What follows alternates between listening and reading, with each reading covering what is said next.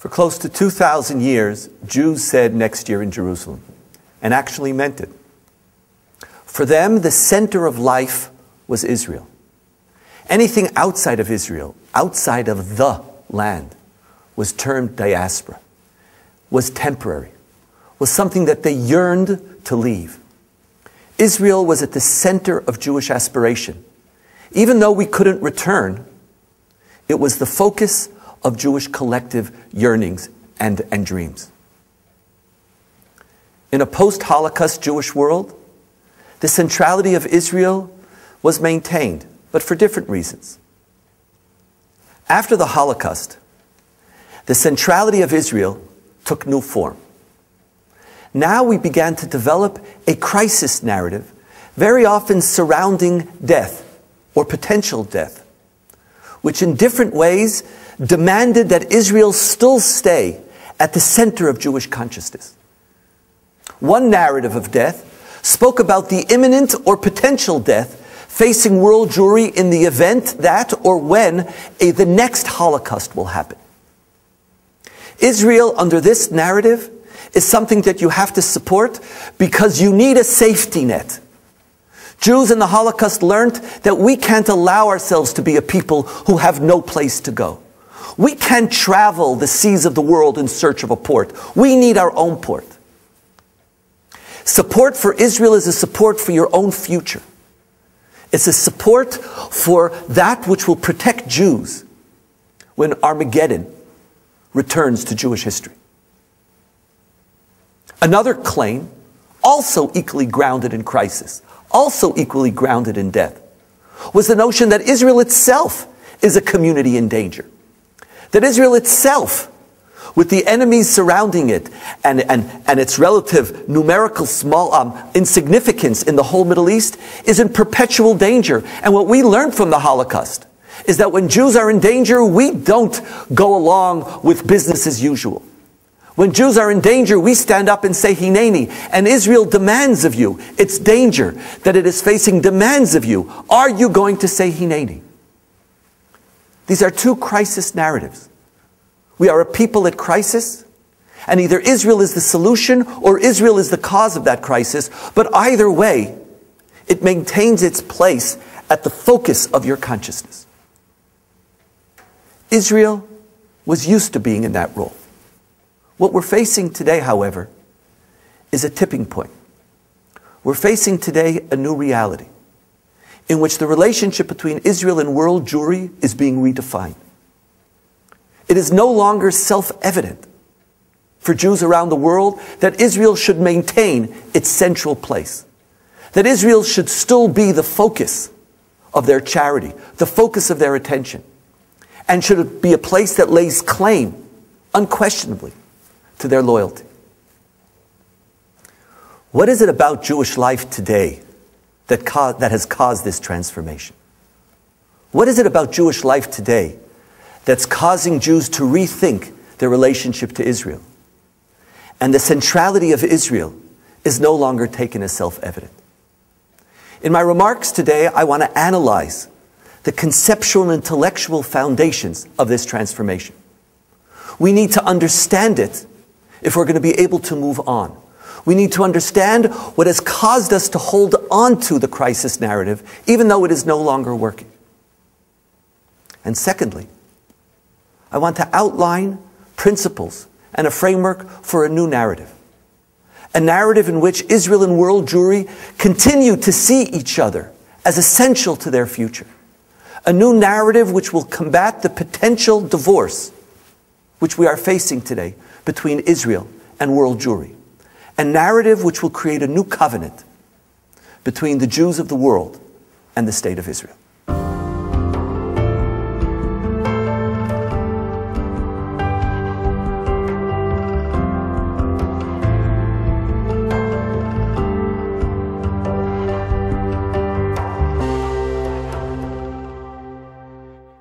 We are living today in an unprecedented reality in Jewish history. A reality in which there are two equally vibrant, equally significant Jewish communities living side by side. One in Israel and one outside of Israel. Two communities each in their own way, shaping and defining new directions in Jewish life. In the state of Israel, we have a Jewish community being created in the midst of sovereignty and in the midst of being a majority culture. And it's moving Judaism in fascinating ways precisely because of its reality.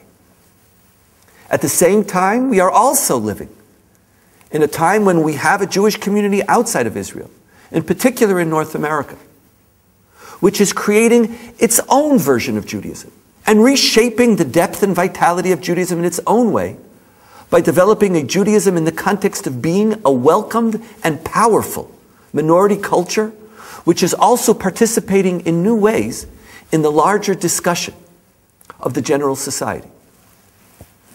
Judaism without either communities is a deeply impoverished one. Each one is adding a facet to what it means to be Jewish today.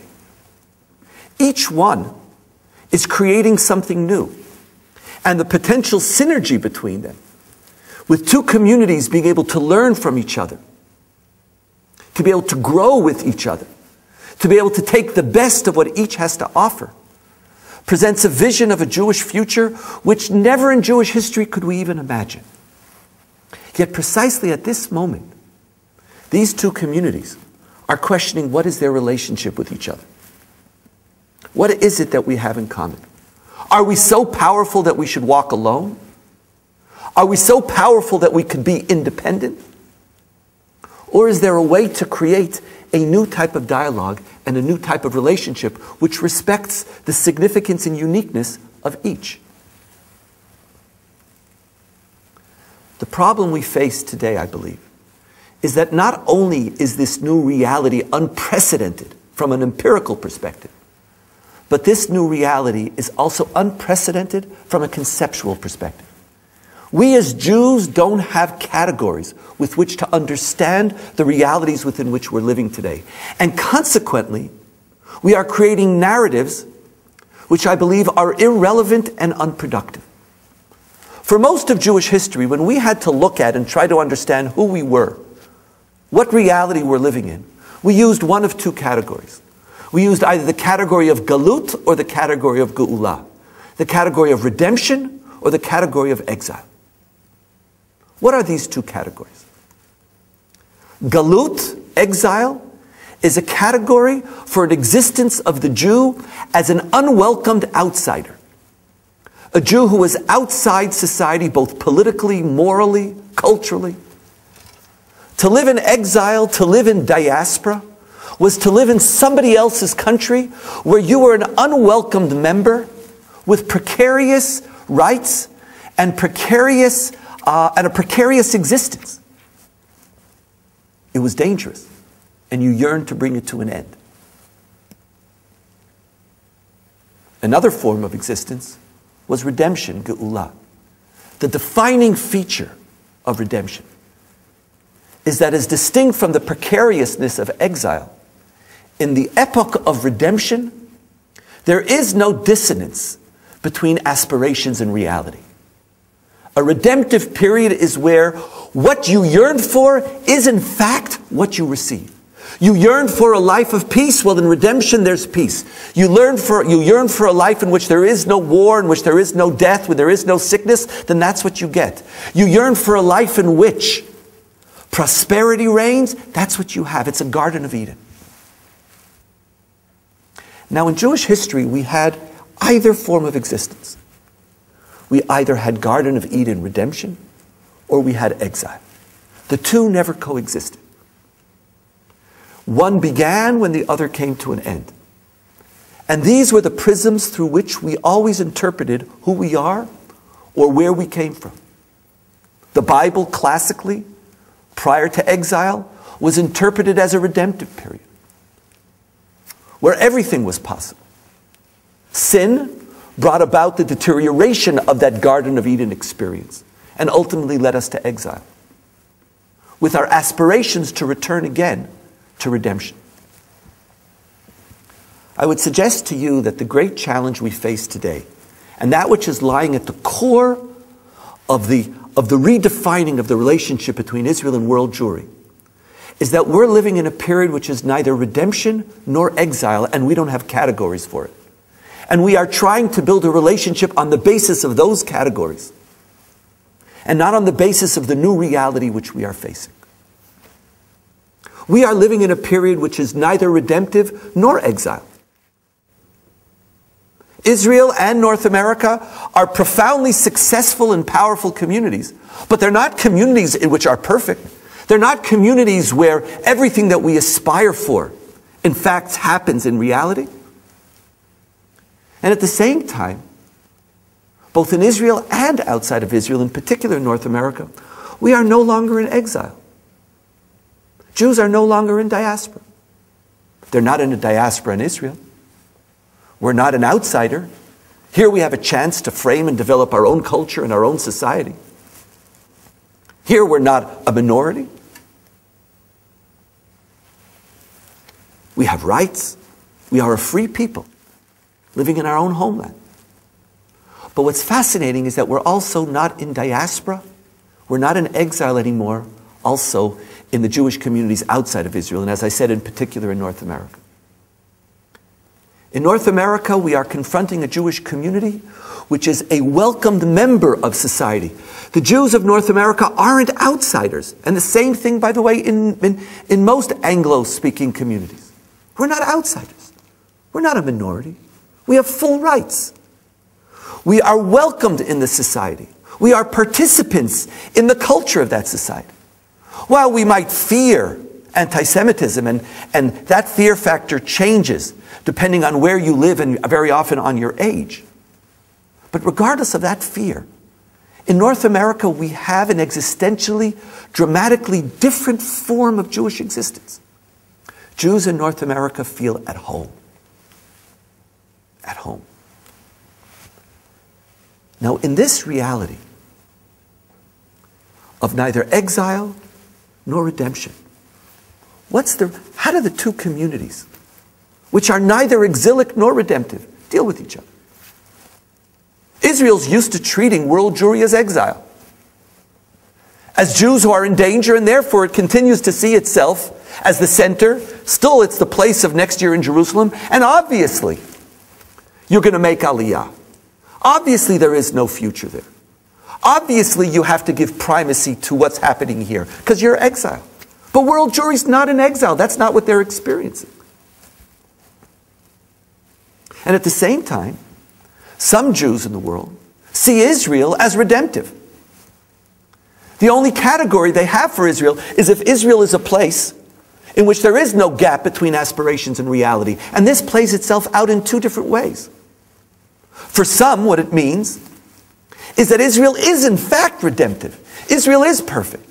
And they put on a rose-colored lenses, and all they could see when they see Israel is nachas. All they could see is the positive part. All they could see is everything that we've done, and anybody who dares criticize Israel is a traitor. You don't see Israel. Israel's redemption. Or maybe they extend it a little bit to the category of Hatchalta de Gula, on the way to redemption. And the only way they could see Israel is through its successes. And that's the Israel they see. Conversely, for some, Israel, to be a reality, must be redemptive. And since it's not, they could have no relationship with it. If Israel is just another diasporic community, what do I need Israel for? I want redemption. So either Israel must be redemptive and that's all I see, and then I have difficulty seeing Israel for what it really is. And I don't allow for that conversation. Or I insist that Israel be redemptive, and if it's not, then I walk away, I'm disappointed. I want Israel to be one perennial Entebbe, one perennial Nachas machine. I want the good news.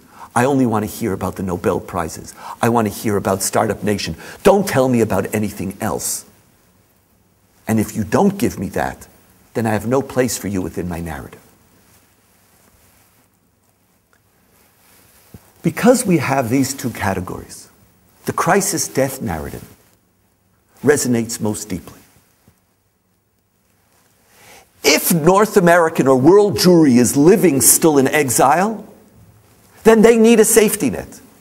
And Israel is the redemptive moment for that safety net. Israel provides.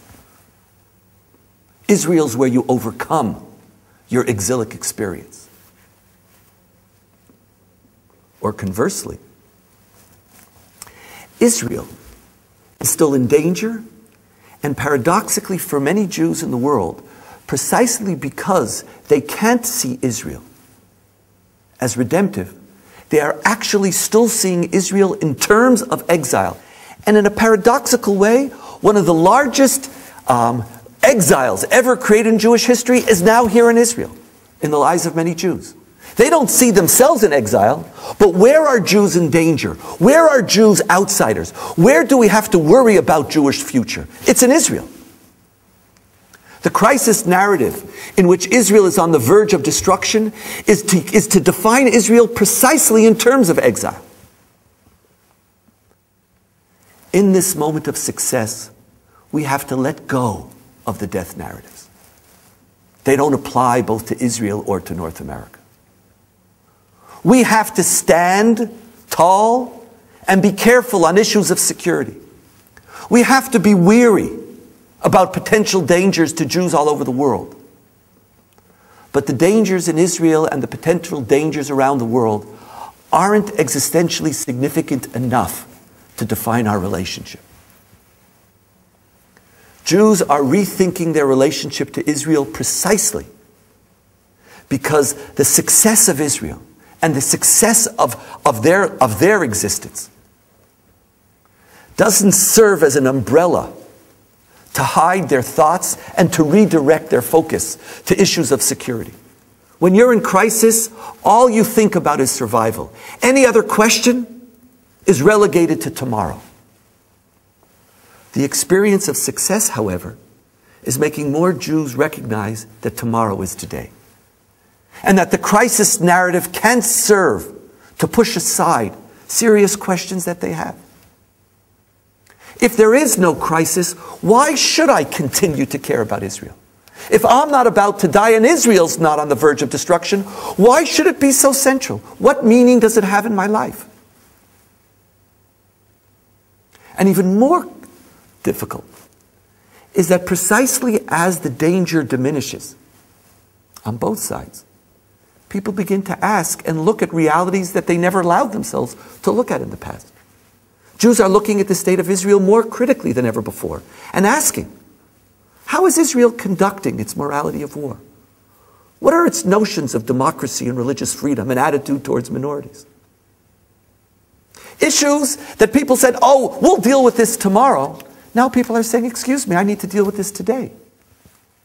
And for more and more Jews, there's a sense that they have to choose between their Jewish identity and between their values and their relationship to Israel.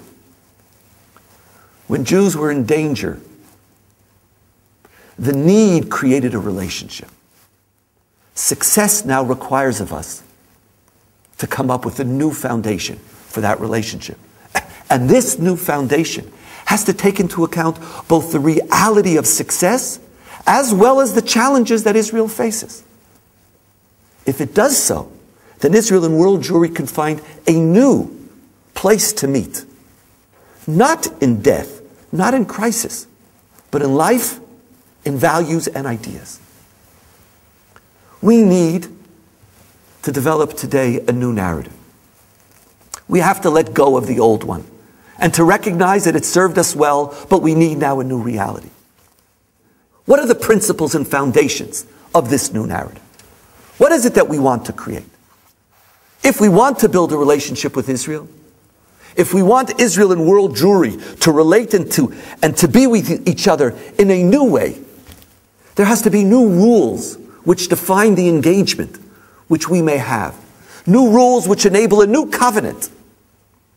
New rules which define the narrative that we tell about each other so that we could walk again together throughout history.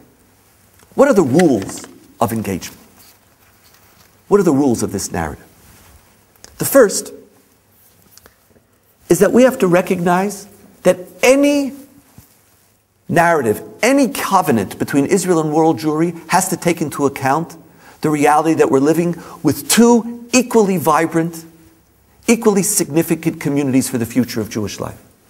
If a relationship with Israel is predicated on a diasporic experience in which Israel maintains its role as center, or vice versa, if it's predicated on a notion that Israel is a precarious moment about to be destroyed, and the future is really outside of Israel, then there is no relationship. Both communities have great things to contribute to the future of Jewish life. And the first rule of the new narrative is that we have to take the equal validity and significance of both communities into account and take them for granted. The second is that Israel, if it's going to lay claim to the loyalty of Jewish life, has to recognize that it does not belong to Israelis alone. Israel must be a place which belongs to Jews around the world just as it belongs to Israelis. Now, it is obvious that Jews around the world, their lives aren't on the line, and so there might be issues where Israelis take the lead. But by and large, if Israel is going to be something that engages the world, it can't be that which belongs to Israelis alone. If it does, world Jewry is going to say, then walk alone. If Israel is the state of Israelis, and I'm a Jew, then I'm part of the Jewish people. And unless you're in crisis, don't give me a call. Israel, as the homeland of the Jewish people, has to recognize that it has responsibilities to world Jewry, and that world Jewry have a stake here. And Israelis have to find ways to open up the discussion to enable world Jewry to feel at home here as well. The third principle is that the new narrative, instead of crisis, has to be built on Jewish ideas and Jewish values. If Jews around the world are going to meet, we're going to meet as Jews. We're going to have to use Jewish ideas and Jewish values as the framework of our conversation. The narrative of Israel, with Israel, is not death. The narrative of Israel has to be a Jewish one. And it's as Jews that we engage each other. How does Israel play a significant role in my Jewish life is a question that world Jewry has to ask, and one which we have to answer. And only if we answer that is there going to be a foundation for a new dialogue and a new covenant. We don't need to be Jews today. We're not forced to be Jews. We choose to be Jews. Well, we also have to be able to choose a relationship with Israel. And we're only going to choose that relationship if there are values and ideas that we can embrace, in which a relationship to Israel is significant for me as a Jew around the world, and a relationship with world Jewry is significant for me as a Jew in Israel. We don't need to meet in death, and we don't need to meet around crisis. We can meet around the most noble ideas and values of our tradition. This narrative must be a Jewish values narrative. 4, when we think about Israel today, precisely because we recognize that we're not in a period of redemption, and I don't want to look at Israel through the prism of redemption, for that either makes me idealize Israel or reject it for not being redemptive. This new narrative must distinguish between Israel as it is and Israel as it ought to be. We already have the Israel that we need. We have an Israel which has given safety to Jews. We now need the Israel that we deserve. We now need the Israel that is worthy of Jewish history. The narrative around Israel is not one which celebrates everything that Israel is, nor is it one that walks away when Israel doesn't fulfill my aspirations. It's one which develops a value language around how Israel ought to be, and then commits ourselves to building precisely that Israel. It's an engaging in building that Israel. It's an engaging in thinking about those shared values, even when we disagree about their implementation, that could create an Israel which Jews around the world, regardless of their political perspectives, could join in building.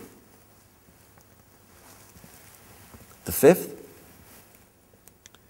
and it's inherent within the distinction between Israel as it is and Israel as it ought to be, is that in this new narrative, criticism of Israel can't be viewed as an act of disloyalty, but rather it is an inherent part of what it means to be a lover of Israel. When I see Israel as redemptive, then criticism is in fact to be a traitor. Don't you see that Israel is now the embodiment of all that we need? But if we're committed to building an Israel, which is not necessarily the Israel as it is, and we want to push to move Israel forward, criticism is not a vehicle for walking away. Criticism is an expression of care, just like any parent. When you idealize your children too much, you're not loving them, you're not seeing them. In our tradition, criticism means that I love you too much to allow you continue to be who you are. I want more from you. And it's not just from you, I'm there with you to build that. And that criticism, by the way, is not just of you. Since I'm part of it, the criticism is also on me. We have to avoid the outside critics, the critics who use criticism to walk away. But its core, the narrative is one which combines aspirations, combines values, and combines an honest look at where Israel is, in which criticism is an integral part of the conversation. And finally, in this new narrative, we have to be pluralists. If Jews around the world are going to build a new covenant with Israel, there has to be many ways in which one relates to Israel. Now, we take it for granted that pluralism is necessary when it comes to Judaism. That no single person could hold and control the access points to Judaism, so that Jews around the world could find their own way into a tradition. And this way, Judaism could be the religion of all Jews because there's multiple ways of living as a Jew. And anytime someone controls the access points, most people stay outside. The same applies to Israel. There is not one way to be a lover of Israel. There's not going to be one feature of this narrative. There's not going to be only one conversation. There's not going to be only one political perspective.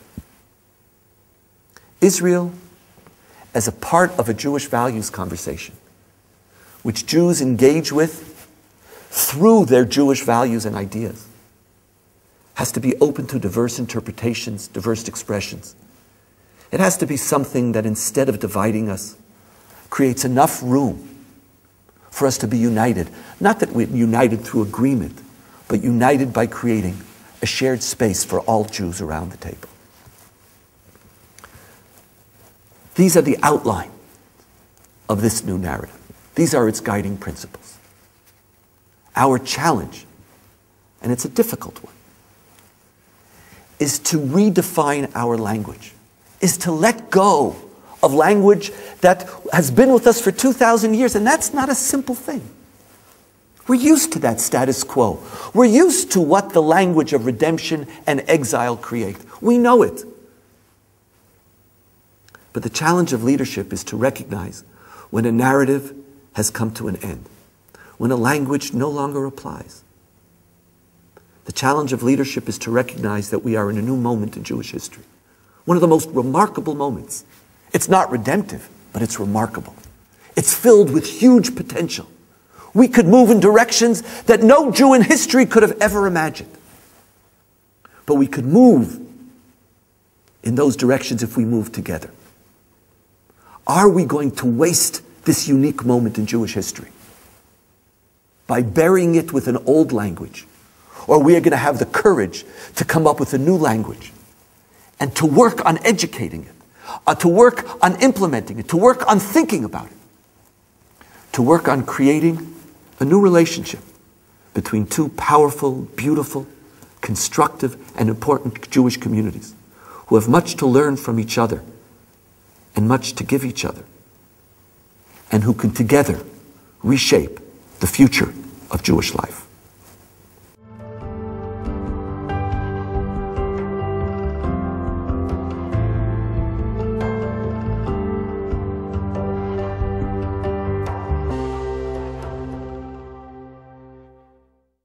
We're sitting here with Dr. Tal Becker. Tal, for much of your life, you've worked on issues of crisis involving the state of Israel and the United Nations and in Israel's foreign ministry. The crisis isn't fully over. Could we transcend it? Well, the crisis isn't over, Danielle, but in a way, our obsession with the crisis is itself a kind of crisis. Until we start to look more deeply at what Israel offers, a meaningful Jewish life, and how we can bring people in on that basis, we're going to be cutting off a lot of young Jews from the story of Israel. And if you're obsessed by the crisis narrative, then call that a crisis and deal with that as well. And that requires us, paradoxically, to distance ourselves from that a bit, just to turn the volume down a little bit on the crisis in the Jewish conversation. Don't we have, you mentioned younger Jews, but don't we in fact have different types of Jews? You find that when you ask certain people to transcend the crisis, it creates for them a crisis. Because it says to them, I can't relate to Israel. Do we need to have more than one narrative? You know, that's what the Jewish tradition is about, having more than one narrative. Sometimes it's about having contradictory stories. The fact that we have one text, you can have one pasuk, and so many interpretations to us, shouldn't that apply to the way we look at Israel as well? To try to make different kinds of Jews feel differently about Israel, but all in a compelling way, in a positive direction. And by sticking to this single narrative, it's a non-Jewish approach to this issue. It's a pluralism of mindset, of methodology almost, in ourselves and in how we talk about it. We've just got to make this conversation open up a bit. And this tight holding on to crisis, as if without it we're going to fall apart as a people, as if we need the crisis to stay together, is in the end causing us not to stay together. It's fragmenting us because some people don't connect to it. Now, the notion of a Jewish values narrative asks people to relate to Israel as an integral part of their Judaism. In the past, very often Israel constituted, or relationship with Israel, around issues of crisis, around issues of survival, offered people an easy way into not simply the relationship with Israel, but an easy way into their Judaism. I was Jewish by virtue of saying, Hineni, I'm here for the state of Israel. Now we're saying to people, here, there's another generation, the crises aren't as significant anymore. You have to relate to Israel as a part of your Jewish values. But does that require of people a thicker and deeper Jewish conversation than in fact many of them really have? Well, it requires of them a thicker Jewish conversation. But, you know, again, this doesn't need to be one thing for all people. For those people for whom that kind of almost instinctive reaction to Israel works, wonderful. Maybe they can make their connection to Israel even deeper by adding these values. But there's a whole group of people out there for whom that doesn't work anymore. And let's wake up and realize that. And let's begin to talk to them about what this was about in the first place. Zionism and Israel was a values project in the first place. It was also a survival project. It was also a crisis project. But the values around it were always there. So let's reconnect to that, and through that, reconnect to others. You know, we don't have to be frightened of demanding. Now, there's this dumbing down of a Jewish conversation very often, I feel. And we sell the Jewish people short, and we sell the Jewish conversation short. It's funny, I mean, today, I think people are actually looking for meaning because our existence is so broken up into little bits, it's twittered, you know, so many tiny little bits. And I think some people at least, some Jews feel the emptiness of that. And by asking them for a little bit more, you actually live a more meaningful life. And dumbing things down in the end makes things unattractive. To me anyway. Reaching for something that is perhaps just beyond you is what gives your life direction and purpose. And somehow we have to put Israel within that aspirational conversation. Absolutely, because if it's just about survival and not about living, and I'm in Los Angeles or Australia or somewhere, and I can't connect to your need for survival, I might be able to connect to something that talks to me. And about how I can be part of a people that is a part of a great story. And what do we lose by making that offer, by delving into that? What do we lose by it? Part of that effort is an effort to be invested in Israel. An effort to see Israel as belonging to you, even if you don't live in Israel. Yes. That this new conversation, this new covenant, says to world Jewry, Israel doesn't just belong to Israelis. Yes. It envisions a form of partnership. Mm-hmm. But is that partnership an equal partnership? Well, I mean, I don't think it involves parity, and I think it's kind of simplistic to imagine it as involving parity. It's not as if I'm asking, or we're asking, the Jews of New York to help us determine where to deploy troops, or something like this. But it's more of a shift in the very idea of this project, in that if we say that Israel is home of the Jewish people, then we all need to act like that. We all need to act like it's our home, and so we all have a stake in the decisions. We're all writing the future of this country together.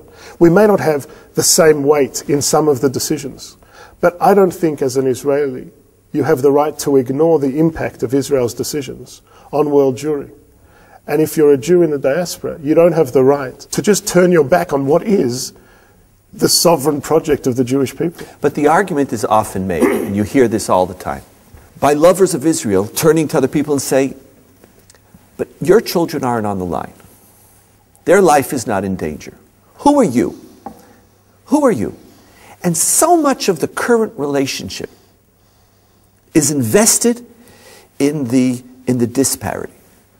You relate to Israel precisely because you are, in a certain way, inferior. Their lives are on the line. Your job is to be quiet. Your job is, you don't really own it. All you really own is a right to support. Who am I, if you ask that question? I'm the reason that Israel was created to a certain extent in terms of a Jew even outside of Israel. Our return to history as a people is about more than the physical land that we inhabit. It's about the idea of a Jewish existence in history to which we're all part. And again, it's also about the kind of Israel we want. We have the state that we need to protect ourselves. We're now about building the society that we want. And if we're going to do that, what kind of society do we want to have? I think it's a society to which the Jews around the world feel part of. So how do I, as an Israeli, though, my child's life is in danger right now. Your child's not. Why should you have a say? Or where are the limits on where you should have a say? There are limits, I think. It isn't parity, in a kind of childish sense that we all get to veto whatever. Yes, those who have their children on the line, those who have to make decisions about war and peace, they do have a certain preference in their decision, a priority, and sometimes a very significant one. But it's about the posture you take in the conversation.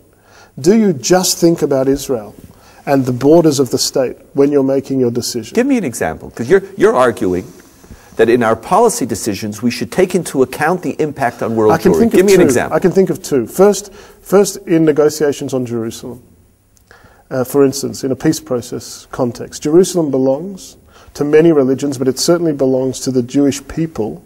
Its connection, its importance is for all Jewish people, not just the Israelis who live here.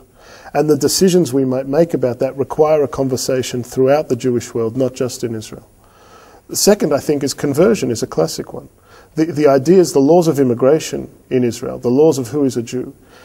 If we don't, as Israelis, take into account the impact of those decisions on whether we can live up to that goal of being the homeland of the Jewish people, and what it might do to cut the tie between us and the Jewish world, in my opinion, abdicating our responsibility. What about issues that don't involve religion? What about issues that involve politics or foreign policy? To take over a boat, to keep a blockade going. Do we have to take into account how this plays in the world? Are you willing to go that far also? Or is it only on issues that pertain directly to the lives of Jews around the world? Because these issues affect them very often just as much as issues of conversion. Well, I'll tell you how I feel about this. It's a little nuanced, I have to say, but I think that I'll be comfortable when the decisions we make, we feel are not just right from a realpolitik perspective, from an interest-based perspective, but we feel comfortable with that decision as Jews. We feel like, as a country, the decision makers feel like they've made the right, they've been guided by the right set of values and principles in making that decision. Then for my mind, if the world criticizes, we'll deal with the criticism. And if Jews are having a hard time explaining it, we'll just tell them, or we need to share with them, what instincts, what Jewish instincts, what moral instincts have brought us to make that balance in really impossible dilemmas. And if we've done that, then we've done our job. I think so. But we care about public relations. A government, you've been at the table very often when we've had to decide certain policy issues. Public relations is one of the factors we take into account. What about the public relations feelings of Jews? Is Israel willing to take the step and to say, yes, I'm asking of you loyalty.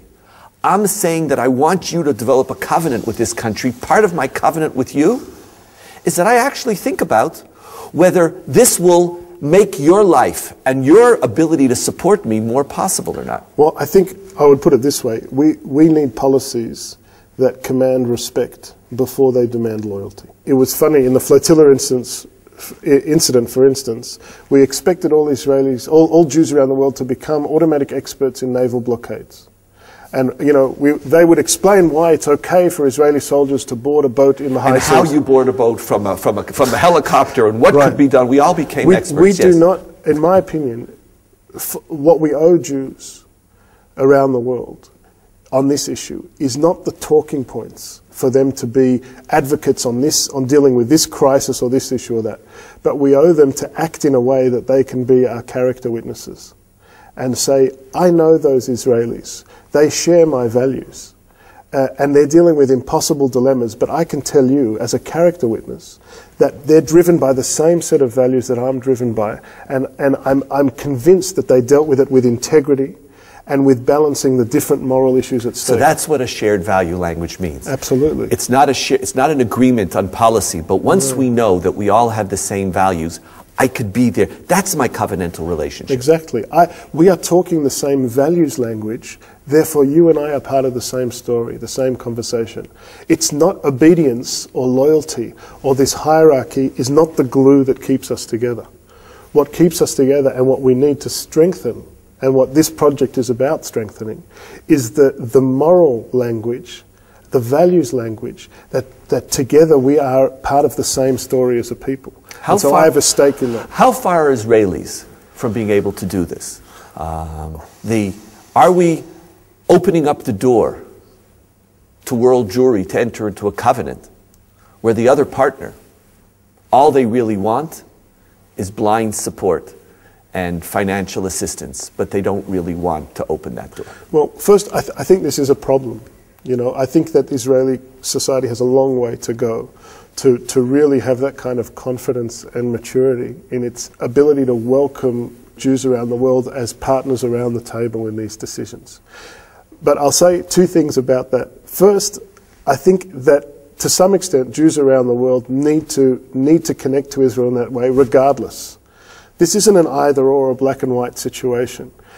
If we want to encourage having a stake in the story, they need to put their hands up and say, we care about this. And they have to fight for it? They have to fight for it, absolutely. And they're going to have to push Israelis? I think so. Unwillingly, almost, perhaps, to the chuppah. Perhaps. And the other part of this is, we're dealing with societies, complex societies. And there are elements in Israeli society that are open to this, and they need to be empowered and spoken to. It's, I think, a little bit immature, if I can say, to say, well, only in laboratory conditions will I jump into this swimming pool, will I go for this effort until it's ready and so on. No, you have to make it ready. Help make it more possible for this kind of covenant, because that's what we need. Very often I find that there's two challenges.